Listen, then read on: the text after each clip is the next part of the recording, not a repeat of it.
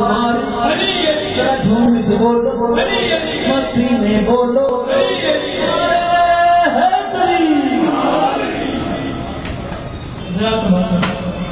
खुशकिस्मती है हमारे और आप कि हमारे दरमियान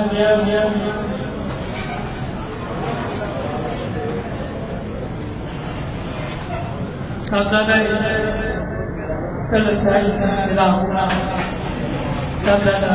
मुदस्सिर साईं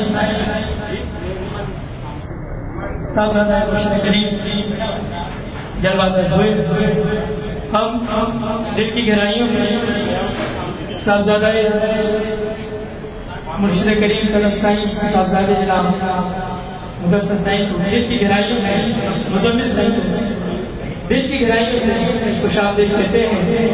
अपनी तरफ से वो तमाम शुरकाए महफिल खासतौर पर सैयद जमील शाह बुखारी साहब ज़ाकिरीन की जानिब से, बाजी साहबा की जानिब से, अयूब बेग इदरीस साहब की जानिब से और तमाम शुरकाए महफिल और जनाब काजी पाशा साहब की जानिब से जनाब मेहमान गिरामी दिल की गहराइयों से खुशामदीद कहते हैं। आपके साथ ही मुल्क को मालूम मुल्क को पाकिस्तान के मुसलमानों सनफा जनाब आगा गौहर अली साहब की तशरीफ लाए।